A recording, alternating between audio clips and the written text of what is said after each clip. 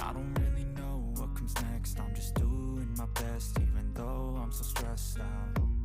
Everything just feels like a test. Dan lagi, supaya kamu jadi orang yang 5% dan terhindar dari orang yang 6%. Bagaimana caranya?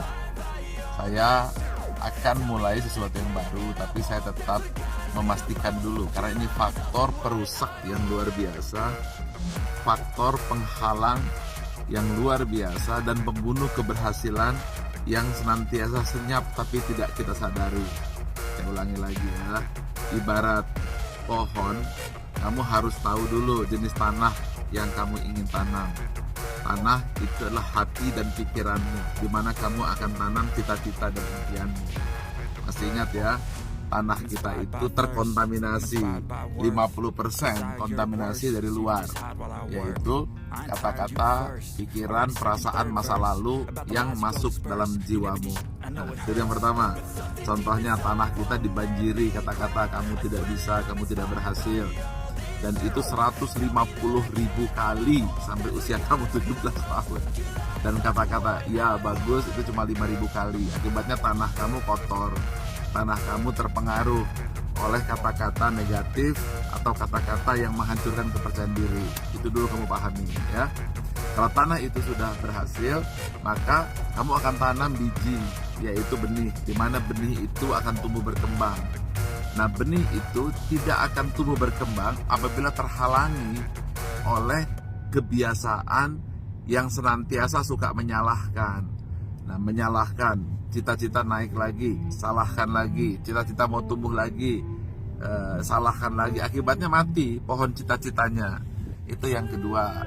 Kemudian apabila dia berhasil naik, menerobos, tiba-tiba terkena batu atau terkena karang, ya, sehingga tanah itu tidak bisa naik. Nah, di situ kamu harus mampu merespon positif.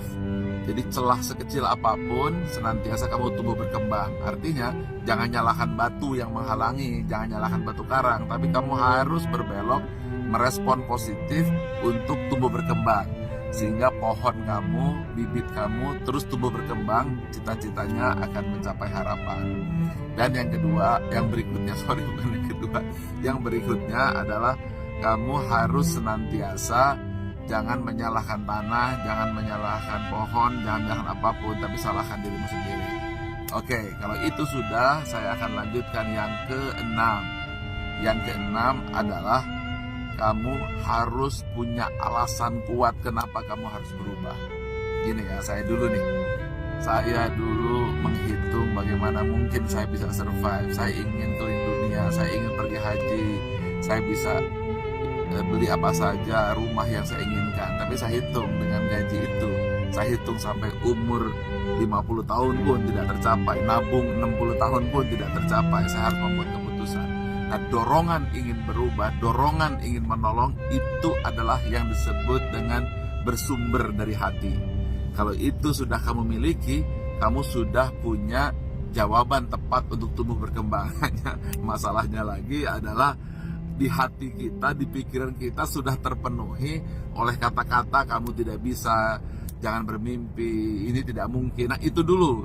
Jadi artinya permasalahan kamu bukan masalah luar, tapi masalah ini dulu. Nah, oleh karena itu, ini harus dilawan dengan cara berpikir yang sama. Kamu harus tulis saja dulu. Jangan kamu pakai pikir kamu, jangan kamu rasakan dulu. Tulis dulu apa yang kamu inginkan, gambar saja dulu. Sudah. Karena kalau saya memanfaatkan pikiran perasaan kamu akan menentang. Pikiran perasaan kamu akan melawan akibat dari masa lalu kamu yang tidak pernah mendukung cita-cita besar dan harapan yang jauh. Jadi saya tidak ingin mempertanyakan pikiran kamu dan perasaan kamu, karena pikiran perasaan kamu sudah terpengaruh. Karena itu saya hanya mau pergunakan tangan kamu, jari kamu, pulpen kamu, kemudian kamu gambar apa yang kamu inginkan. Jangan pakai pikiran kamu, jangan pakai perasaan, gambar saja apa yang kamu inginkan. Rumahnya seperti apa, warnanya seperti apa, luasnya seperti apa. Jangan lagi kamu pertanyakan. Lalu mobilnya ada berapa, warnanya apa, kemudian tulis uang tabungannya berapa. Jangan lagi tanya pikiran, ikuti saja dulu, oke? Kasih warna, oke? Kalau sudah, kamu tarik napas kamu, tarik dengan hitungan 5 tarikan, 20 tahan, 10 lepas. Ulang lagi 3 kali, lakukan yang sama. Kemudian kamu bayangkan kamu sudah memiliki rumah itu, bayangkan kamu sudah punya mobil itu, bayangkan kamu sudah pergi haji, bayangkan kamu sudah dihormati. Oke, tepuk bahu kamu. Oke, bagus, kamu sudah menanamkan cita-cita impian kamu. Nah sekarang gambar tersebut tolong tempel. Di mana? Ya di meja kamu, kalau perlu di Ethernet kamu. Sehingga dia masuk ke dalam pikiran kamu. Oke, jangan pikirkan.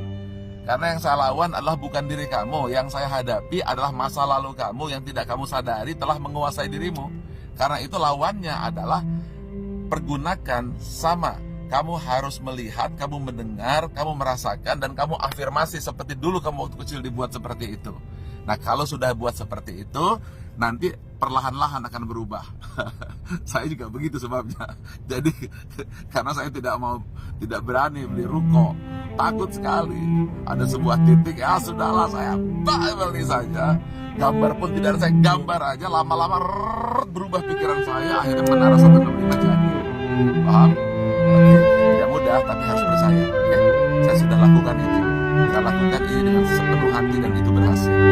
Oke, saya tahu bahwa kamu akan merespon, tidak mungkin. Kamu akan merespon, itu tidak mungkin. Itu adalah amigdala kamu. Amigdala itu pikiran masa lalu yang membatasimu. Contohnya, seekor jangkrik. Ketika dia melompat, dia akan tinggi di lapangan. Tapi apabila jangkrik itu dimasukkan ke dalam toples ini tutup, maka jangkrik itu akan lompatnya rendah, terus lompat rendah. Kemudian ketika dibuka penutupnya lempar ke lapangan, maka jangkrik itu pun tetap rendah, karena kita sudah tertanam pikiran alam bawah sadar kita. Itu yang saya maksudkan, itu yang sedang terjadi pada kamu. Jadi artinya ini tidak mudah merubah dirimu, tapi kamu harus ikuti saya. Tolong tag kakak kamu, tag adik kamu, tag saudara kamu, tag family kamu, sahabat-sahabat kamu, ikuti saja. Saya akan terus bimbing semampu saya selama setahun sampai kamu berubah hingga cita-cita menjadi kenyataan. Ya, nah inilah kunci sebuah keberhasilan. Sederhana, tapi adalah soal penguasaan pikiran. Perasaan kamu telah dikuasai oleh masa lalu yang penuh kegagalan. Orang tua, kiri kanan yang juga gagal, lingkungan yang tidak memberikan harapan, itu telah menciptakan diri kita. Kuncinya pembebasan pikiran. Nah, sebagai penutup saya akan sampaikan kisah seekor gajah yang semasa kecil, umur 1 tahun kakinya diikat, umur 2 tahun kakinya diikat, bergerak gak berani, 3 tahun ikat kakinya gak berani, sampai gajah itu usianya 5 tahun, beratnya sudah 10 ton, tetap saja dia tidak bergerak. Mengapa? Karena dia percaya dan yakin semasa kecil bahwa rantai itu tidak bisa membuat dia keluar. Karena itu pecahkan rantai dalam hati pikiranmu, pecahkan rantai dalam jiwamu, cukup tuliskan cita-cita dan harapanmu, dan biarkan alam semesta dan Allah Subhanahu wa Ta'ala yang mengabulkan impianmu. Oke, demikian. Nanti akan saya lanjutkan pertemuan berikutnya. Assalamualaikum warahmatullahi wabarakatuh. Pagi.